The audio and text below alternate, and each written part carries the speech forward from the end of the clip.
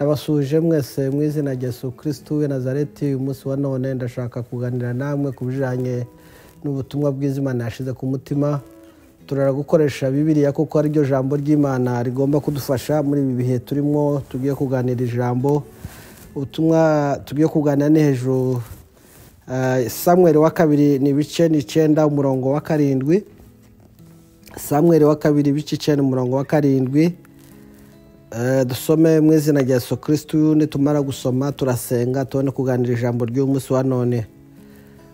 Dawudi aramusubiza ati, humura kuko ntazabura kukugirira neza kubwa sokuru Yonatani, kandi nzagusubiza imisozi yose y'inyarurembo ya sogokuruza Sawuli, kandi uzaja urira ku meza yanje iminsi yose. Reka dusenga Imana.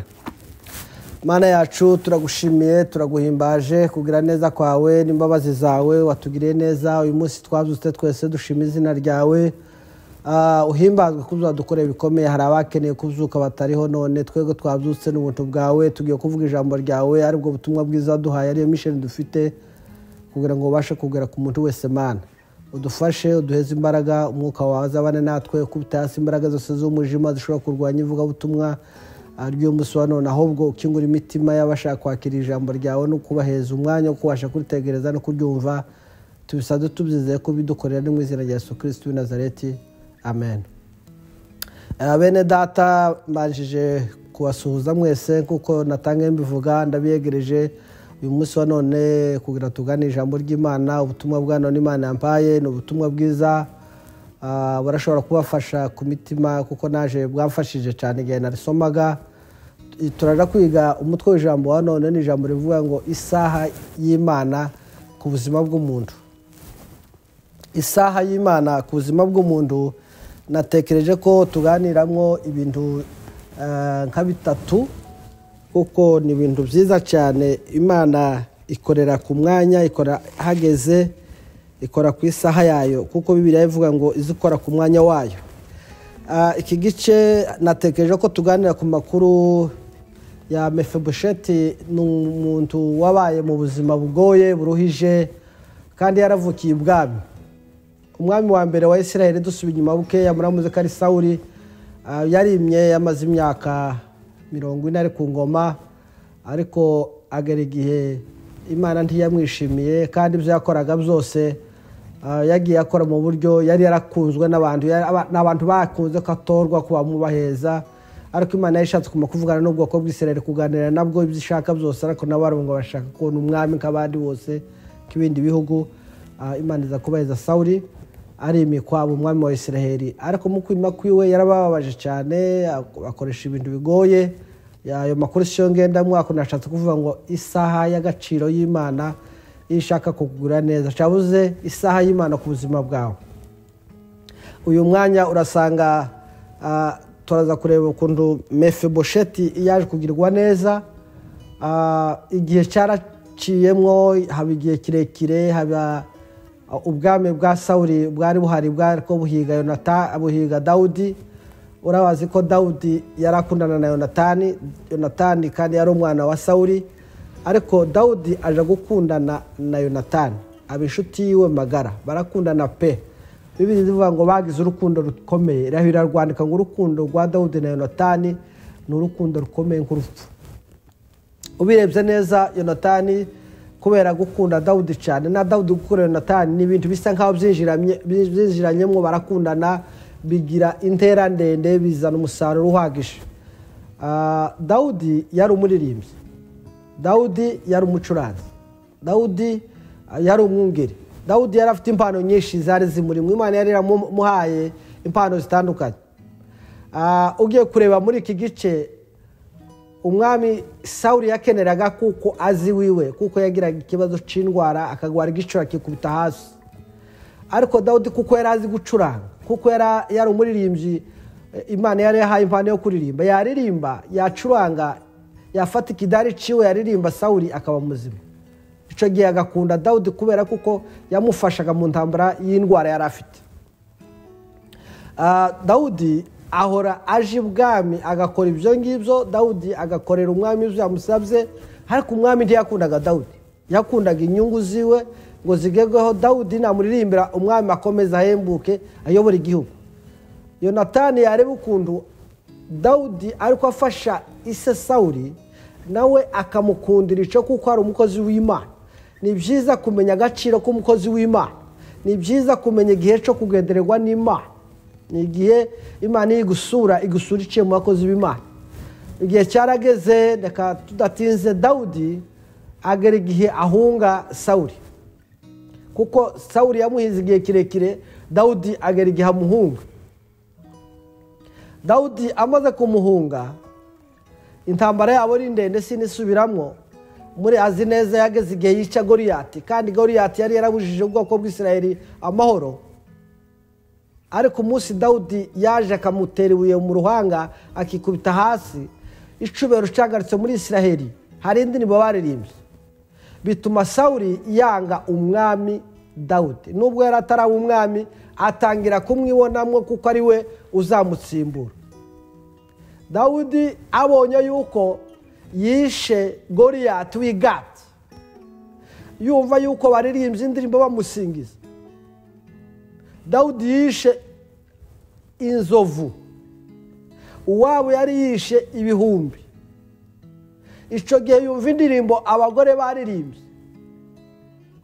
Icyo gihe yumva yuko ubwami bugiye kuja ahandi. Dawudi ubwiwe yumvaga yuko yakoze igikorwa cyo gukura Isirayeli mu igisuzuguriro, kwikuraho igisuzuguriro.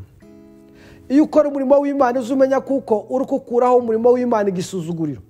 Ntabwo ukora ku nyungu zawe. Umurimo dukora ntituwukora ku nyungu zacu, tuwukora kugira ngo dukureho umurimo w'Imana igisuzuguriro. Hari igihe umurimo w'Imana uzigira igisuzuguriro, hari igihe umurimo w'Imana usa nkaho abantu babona ko ntacu maze, ntacu ufashije abantu, ugasanga niki ibintu biraho gusa. Ariko reka mbabwire, muzamugira ishaka y'inzu y'Imana, muzamugira ishaka y'umurimo w'Imana, kuko isaha y'Imana igeze nawe Imana izi kwibuka.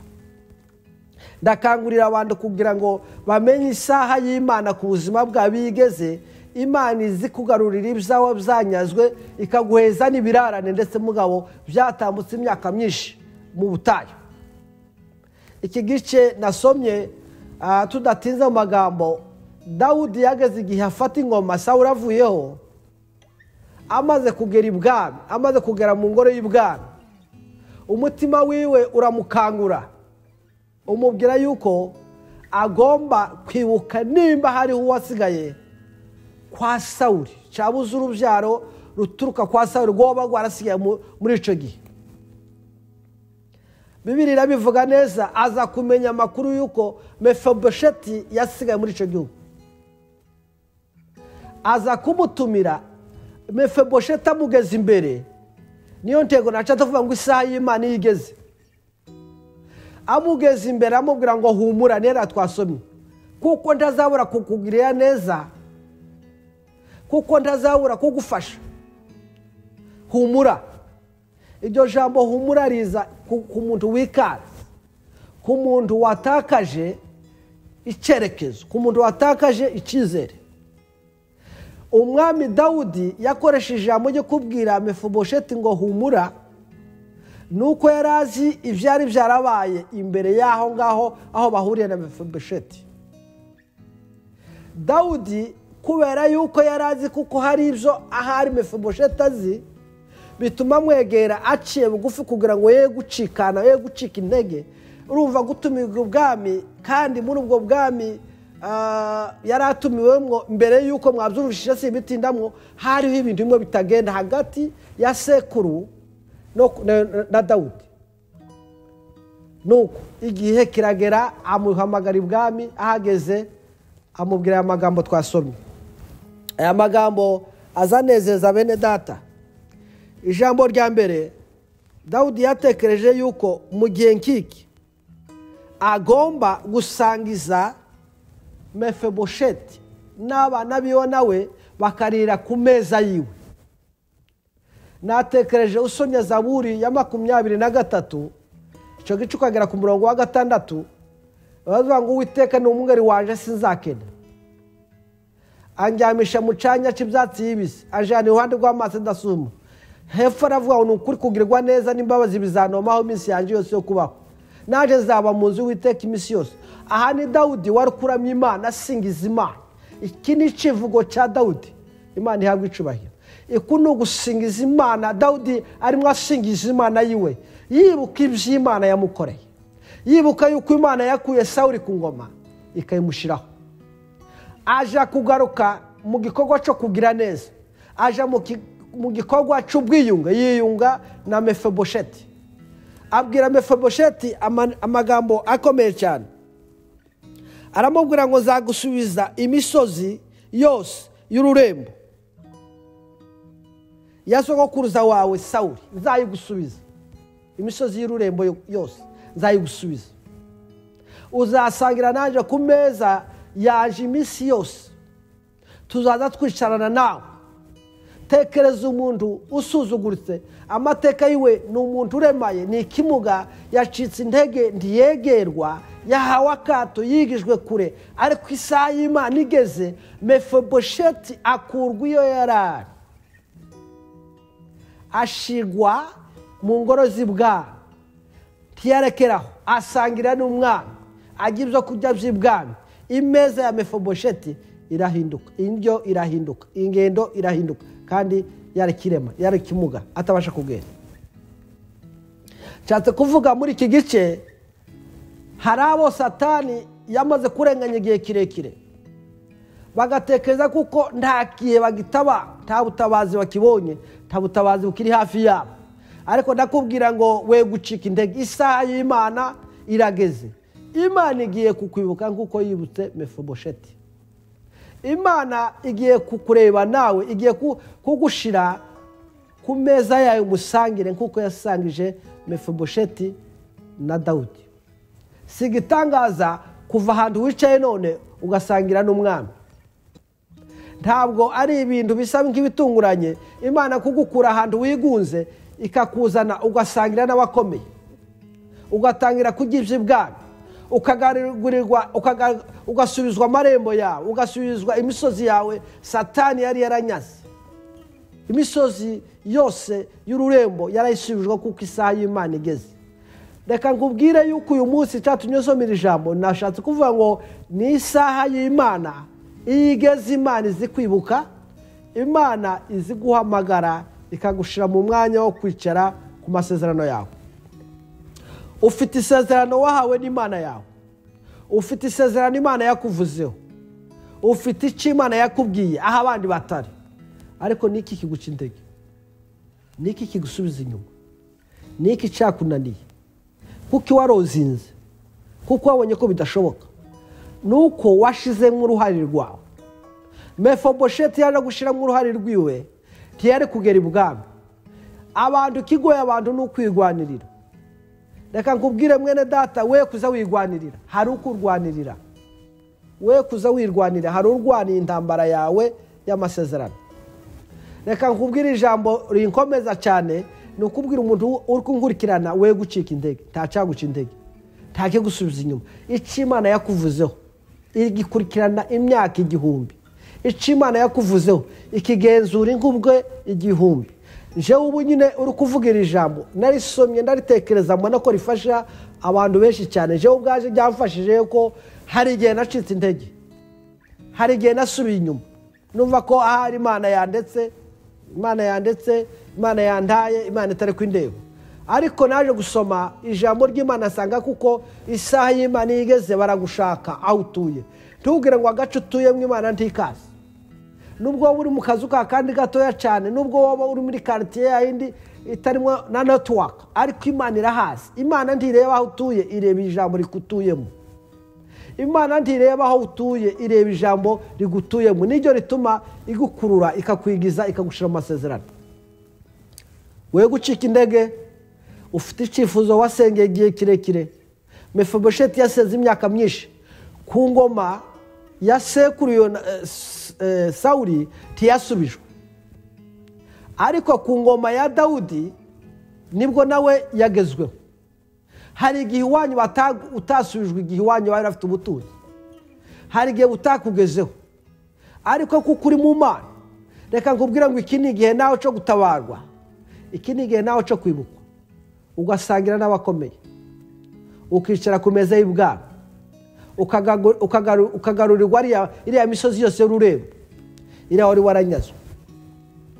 Ikindi nashaka kukubwira muri uyu mwanya w'untegera, igihe cyose ufite isezerano n'Imana uzuhora wibutsa Imana, ntukaze usenga uzuyibutsa gusa, uzuvuga ati uzi ibyo wamvuzeho, uzi ibyo wambwiye.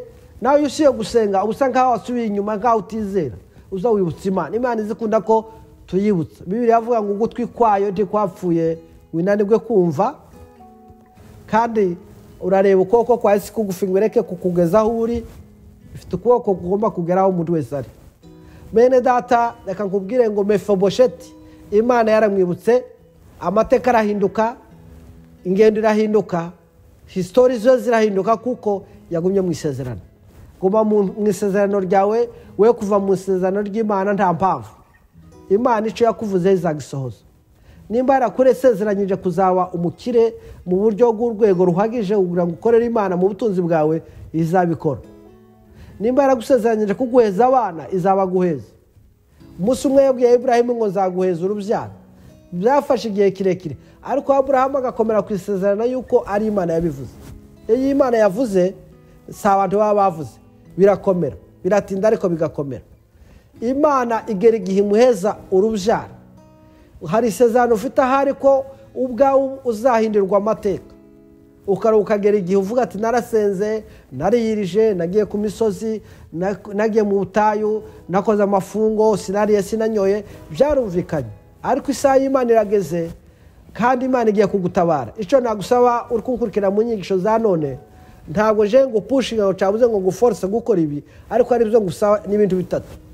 Nimba ugiye gukurikirana inyigisho z'uyu munsi wa none, ntuzicikize, ukurikirane uko Imana yavuze, we gucika intege yuko Mefibosheti yarindiriye mu isezerano, atinda mu isezerano, intumwa imugeraho ibwami baramuzana bamwicaza ibwami. Ntucike intege nimba ushaka kugira icyo Imana igukorera. Ntusubire inyuma mu byo Imana yakubwiye. We gusubira inyuma, we gucika intege, we kuvuga ngo ntibicihanganiwe. Ndazi yuko hari ibyo Imana yavuze kuri wewe bigiye gusohora. Ubyizere uyu munsi wa none, haleluya, yuko Imana igiye kubikora. Ubyizere uyu mwanya yuko Imana igiye kubisohoza. Icyo Imana yavuze ku muryango wawe, icyo Imana yavuze ku bana bawe, icyo Imana yavuze ku mugore wawe, icyo Imana yavuze ku mugabo wawe, icyo Imana yavuze ku rubyaro rwawe, Imana igiye kugisohoza. We gucika intege, we gucika intege umutima wawe ngo usubire inyuma, we gusa nkaho bidakunda, we gusa nkaho Imana yakuretse, we kuguca intege, we kugutera ubwoba. Umwami Yesu Kristo ari hafi kukugirira neza. Reka inje mu gice kigira kabiri ari gusoza.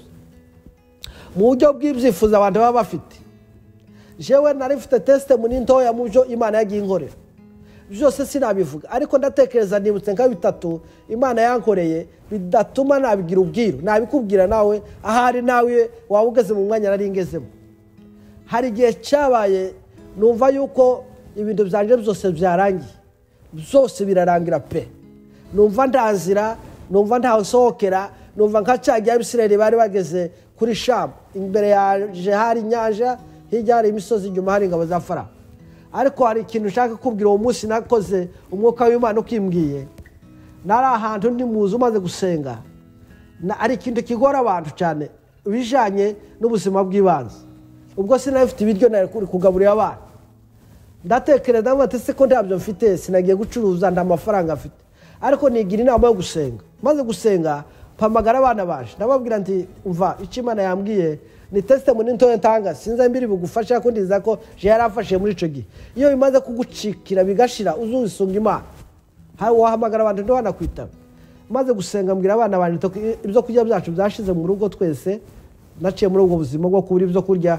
Ndababwira ati wewe umwe nagenda afata igikoresho kirimo cyabuze ibyo kurya, umwe afata umufuka w'isukari wari washize, twagatugura umufuka w'isukari, undi afata w'ibishimbo, undi w'umuceri, undi w'ifu, undi w'amakara, ibintu nk'ibyo murazi mu gikoni. Abana ko bari bangana barayifata. Ndababwira nti none buri muntu asengera umufuka wiwe, kuko ahasigaye Imana iratugemurira, kandi turareba kwizera kwa buri wese. Uwo munsi abana barahagurutse mu nzu nari ndimo, kandi n'ukuri Imana irabakoresha, barasenga. Urumva amasengesho y'abana barirukanka ni direct, ntabwo tubagira ibintu byo gushidikanya. Barasenze mu minota nk'itanu twamaze gusenga, udufuka twose tuturambitseho twari turi. Turangije ndababwira ntoke dutegereze Imana. Ati okay, abana ni beza, uzubana nibo bakozi ba mbere mu rugo. Nshaka kubwira wige kuzukorana n'abana mu bibazo byabo, tukazuheza abana bawe. Abana baje icyo gihe bamenye ivugabutumwa, n'ubu ngubu bari mu ivugabutumwa. Hadashize amasaha menshi ndatekereza ko nabonye ingemu y'Imana, kandi hakaza ikintu ku kindi. Umufuka w'amakara uraje, umufuka w'umuceri uraje, umufuka w'isukari uraje, w'ifuraje, twese muzi turaseka, turasubijwe. Barambaze ngo papa, ngo kumbe Imana isubiza abantu bene barabyiboneye. Ari ibintu mubwira abantu mukagenda mu jana hirya mukabigira big deal. Famiye yawe n'itorero rya mbere rigomba kwicara ikibazo kandi kigakemuka. Igituma ibibazo byinshi bidakemuka nuko abantu babigira ubwiru. Abana baje bagiye muri ubwo buryo bakora pratique. Tukoresha igice tuba dusoma muri Matayo ibice 7 umurongo wa 7 gusa burahamba. Ico ni ikintu n'umwana muto yo mu nzu yaje azi, kuko ubuzima naciyemo ntibwari bworoshe. Abandi bari bafite utuzi, abandi baragendaga bagahembwa ku kwezi, ariko jewe ijuru rirantabara ngahembwa umushara wanje uciye mu ijuru. Bordero yanje yamarukaga ivuye mu ijuru. Ubuzima bwanje nabikubwira no ubuzima bw'ibitangaza. Ikindi cyakabiri mbabwira, nageze mu kindi gihugu natuyemo cya Kenya, aho nari mvuye. Turasenga mu nzu na madame, dusenze turasenga turavuga tugeze muri iki gihugu nta muntu twagishobora, kiragoye. Kenya iragoye. Jewe nta musipose nagiraga hanze, jewe nta muntu nayo ari bumfashe. Abantu benshi biringira abavandimwe n'inshuti, biragora rimwe na rimwe barayabura amafaranga.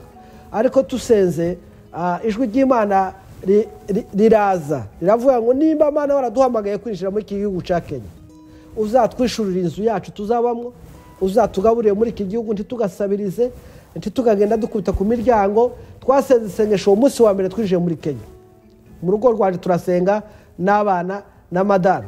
Uwo munsi tumaze gusenga, bwarakeye Imana iradusubiza. Namazeho imyaka hafi 3 n'igice tarasonza inzu yanje, ntarazi ko bayishura, ndabanijira mu gihugu cya Amerika. Navuze ubuhamya bwo kwizera Imana. Ugize ikibazo ntukakijane ku muhanda, tukaje gushaka abaturanyi, shaka abana bawe, shaka umugore wawe, shaka umugabo wawe, mucicarire, ikibazo cyawe kizakemuka. Ikibazo cyawe gituma kidakemuka uri umukubushira batari we nyiri kibazo. Ba nyiri kibazo niwe abandi bari kuri tere. Abana bawe n'umugore wawe n'umugabo wawe nibo bazi ikibazo bafite, nibo bazi kuntu bahandaninga ibibazo byabo.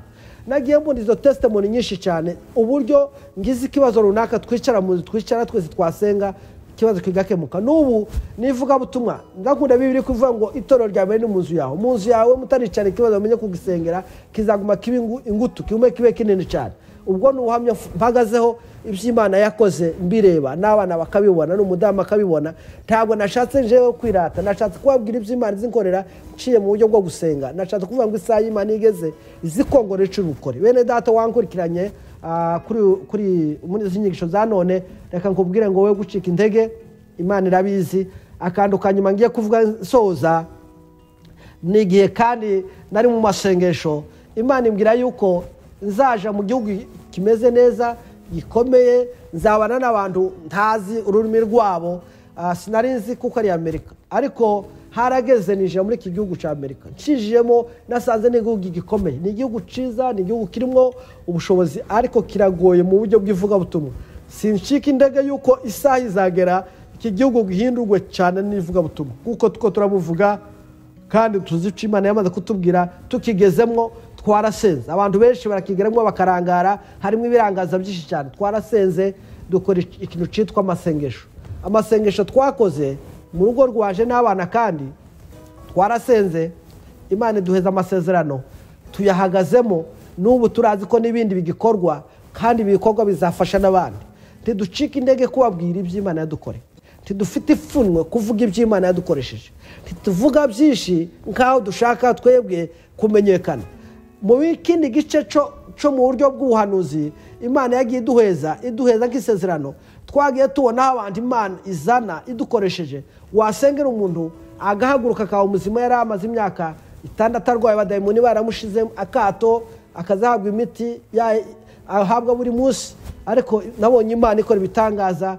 hari ababyeyi bakize muri iki gihugu tuhageze, hariho n'abandi baje bava muri Islam nabo baza bababaye cyane. Imana iradukoresha, barasenge turabasengera baba bazima ko barakira kandi ubu ko barakora imirimo. No kuvuga ngo icyo nashatse kubabwira, iyo ufite isezerano n'Imana uba ufite umuti wo guheza n'abandi. Ni igitekerezo cyo gushora gusharinga n'abandi, tugasharinga uburyo Imana izikora. Imana izikora mu buryo bwayo bwisangije, ntacyo bisaba, ntabwo ari ibintu byawe n'Imana. Iyo bikoze icubero kirayigarukira. Ayo mateka yose nayavuze kugira ngo nkubwire ngo isaha y'Imana ku buzima bwawe ni isaha y'agaciro, ni isaha Imana itakwibagira. Ihora ireba isezerano yakuvuzeho, ihora ireba icyo Imana yagutegurije. Ni ukuvuga ngo biremwe none akubwawe, nimba utari ufite icyizere, nimba utari ufite ibyiringiro, ahantu hose wari ucitse intege, humura. Niko Dawudi yabwiye Mefibosheti aramubwira ngo humura, sinzabura kukugirira neza. Reka nkubwire ngo uyu munsi humura mwene data, Imana ntibura kukugirira neza. Ni ukuri ndizera yuko urahumurizwa kandi uragendererwa n'Imana. Nimba wari ubuze umwana uramubona, nimba wari ubuze umutwaro uramubona, nimba wari ubuze umudamu uramubona, nimba wari ubuze amafaranga Imana irayaguheza, nimba wari ubuze n'inzu Imana irayiguheza, nimba wari ubuze n'akazi Imana irakaguheza, kuko imutekereza ko itobibaheza kandi ari ifite byose. Reka gucika indege byose ibyo yakuvuzeho igiye kubisohoza. Nimba washoboye gutegera inyigisho za none byizere, ureke kuzitegerera mu kavuyo, we kuzitegera wawe watana n'andi maradiyo n'andi matelefone, ubanze ubifunga ibyo byose, ubanze wumva inyigisho za none. Ahari ijambo ryari kukugirira neza, Satani aza guhuza ntubuke iryakiriye neza. Mwene data, reka nkubwire ngo ngiye gusenga nizera yuko nimba washoboye kunkurikirana, nimba washoboye kumva ijambo rya none. Mefibosheti yahamagawe akurwaho yarari, ahabwa ibintu byose Imana yari yaramusezeranyije. Kadusenga Imana. Mana yacu iri mu ijuru, turagushimiye, turaguhimbaje, watugiriye neza, waradufashije, twarakubonye, natwe ntituzakuvaho, wadukora ibitangaza n'ibimenyetso, tubihagazeho, twabyikoreyeho. Uyu munsi twavuze ijambo ryawe, ufashe bene data bashobora kuryumva, abantu bose barikurikiranye, ukubita hasi imbaraga zose z'abadayimoni, imyuka yose y'umwijima, imyuka yose idahesha izina rya icubahiro ishobora kwivanga mu ivugabutumwa ry'umunsi wa none, ndabikubita hasi mu izina rya Yesu Kristo. Reka umwuka wera azagendagende mu mitima y'abana bawe, agendagende mu bakozi bawe, agendagende mu bumva ubutumwa bwa none. Hindura amateka y'abari abantu bose. Reba uri ucitse intege ku byo yifuza, ku byo yasengeye igihe kirekire ntiyabibona, ariko Mana ni wowe uzutanga, ufite amaboko, uzuturambura amaboko kandi ukaduheza ibyo dukeneye byose. Iyo urambuye turahaga twese Mana, haza kwifuza kwa buri wese. Reba bari abafite ibibazo bitandukanye hirya no hino, reba bari abafite ingorane hirya no hino, reba bari ababuza bawe hirya no hino, reba bari bafite kuko Imana itakibafite ku ruhande. Ariko reka nkubwire ngo Imana iri kumwe nawe uyu munsi wa none. Urugendo ugiye gutangira ni urugendo rwo kwibutsa Imana kandi no kwishimira ku byo yagukoreye. Iyi ni isaha yawe n'Imana, ni isaha yawe gusubizwa n'Imana, ni isaha yawe yo kugendererwa n'Imana, ni isaha yawe no gusubizwa agateka kawe. Imana yawe irakuzi. Reka Yesu akugire neza, Yesu adufashe. Ni mu izina rya Yesu tubisabye kandi tubyizeye, amen.